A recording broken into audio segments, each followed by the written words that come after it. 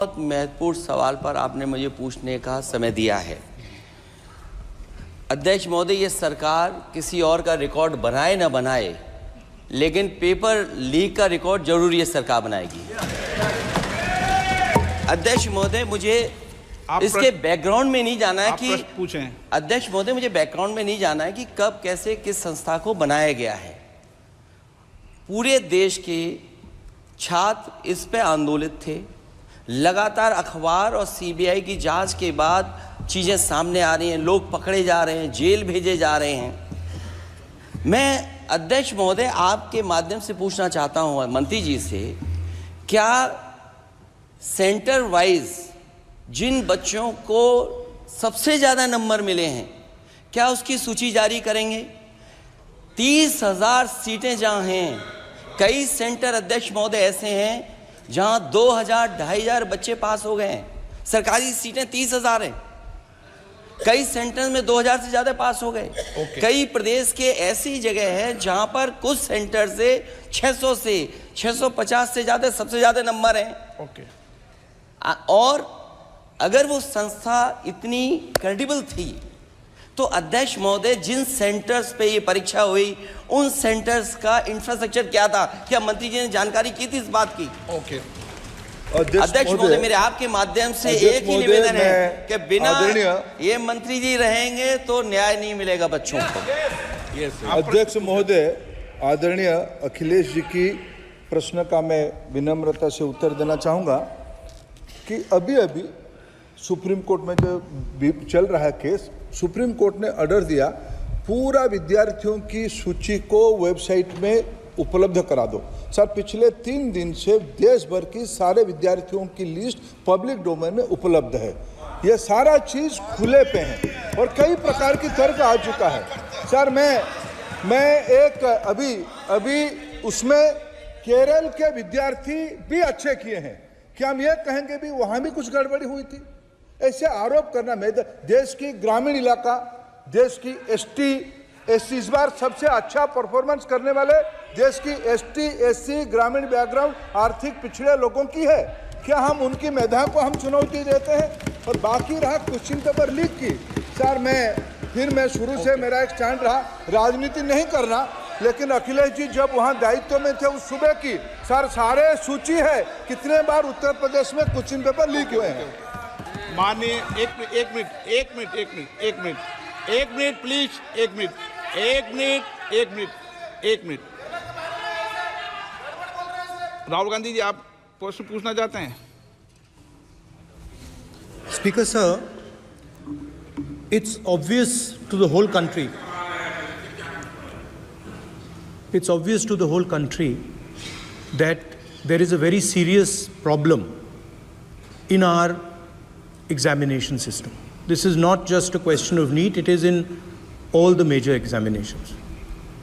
Now, the minister has blamed everybody except himself, right? I don't even think he understands the fundamentals of what is going on here. आप प्रश्न क्या है आपका? आ रहा हूँ sir. Sir, ये मैं क्वेश्चन को सेटअप कर रहा हूँ। इसलिए प्रश्न पूछते हैं। ये the issue is that there are millions of students in this country who are extremely concerned at what is going on and who are convinced that the Indian examination system is a fraud.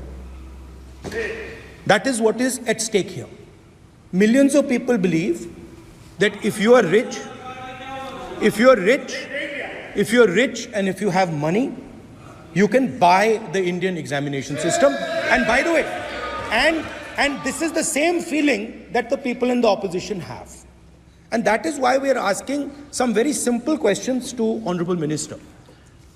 Number one, as this is a systemic issue, what exactly are you doing to fix this issue at a systemic level? Yes. That's the first question.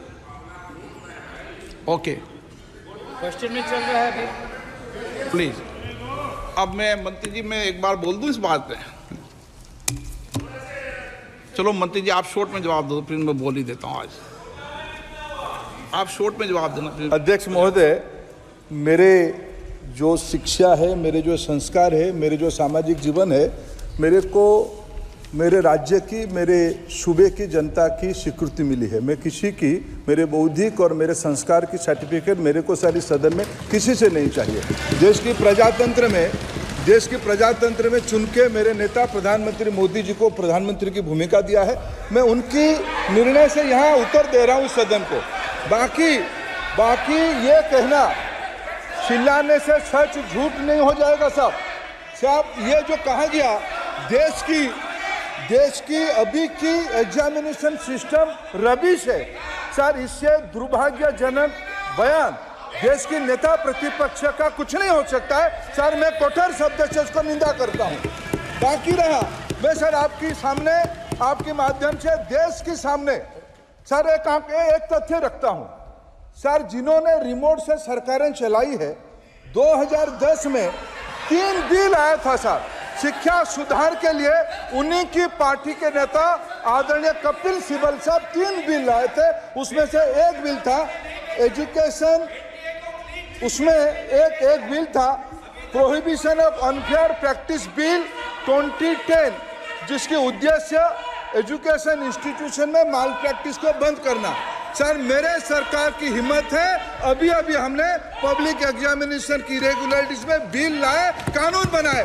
क्या मजबूरी था Congress party की, क्या मजबूरी था नेता प्रतिपक्ष की? उन्होंने उस बिल को उल्टा किया, किसके दबाव में उल्टा किया? क्या निजी मेडिकल कॉलेज की दबाव में, उनकी घूसखोरी की दबाव में उन्होंने उस बिल को उल्टा किया था?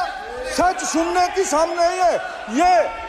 मैं किसी की विद्वता में प्रश्न नहीं उठाता हूं, लेकिन सच 2010 में शिक्षा सुधार की बिल उन्हीं की सरकार ने लाया था, दबाव में उन्होंने उल्टा किया। ये हमको प्रश्न पूछते हैं। एक मिनट प्लीज, मैं सबको मौका दिया, सबको मौका दूंगा। एक मिनट माननीय सदस्य, प्लीज 1 मिनट बैठिए। प्लीज बैठिए, आप पहली बार। हाँ 1 minute.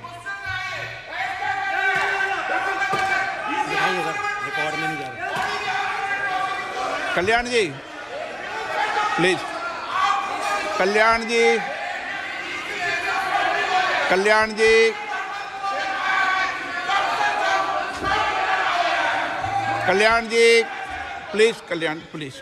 Please 1 minute please, 1 minute सबको मौका दूंगा। 1 मिनट प्लीज, 1 मिनट। माननीय सदस्यगण, विषय महत्वपूर्ण था, मैंने सबको अलाउ किया, लेकिन एक बार इस सदन के अंदर ये सार्थक चर्चा होनी चाहिए, क्योंकि प्रश्न ये था कि परीक्षाओं के विषय के अंदर, और आप सबको पता है देश में अलग अलग राज्यों के अंदर भी अलग अलग दलों की सरकार रही, और उन अलग दलों की सरकार में आपकी भी सरकार रही, अन्य दलों की सरकार रही।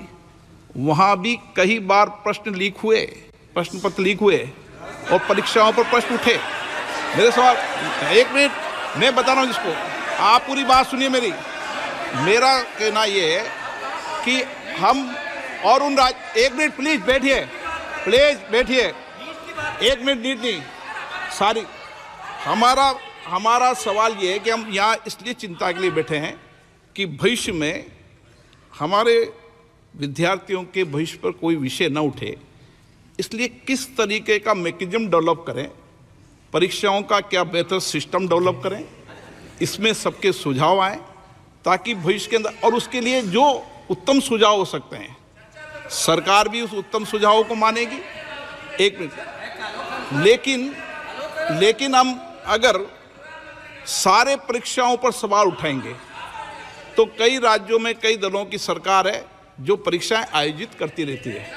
हम सारी परीक्षाओं पर सवाल उठाएंगे तो जो बच्चे उत्तीर्ण होते हैं उनके भविष्य पर और भारत की परीक्षाओं पर, भारत की शिक्षण व्यवस्थाओं पर, पूरे विश्व में एक बहुत गंभीर असर पड़ेगा, जो सदन की चिंता का विषय है।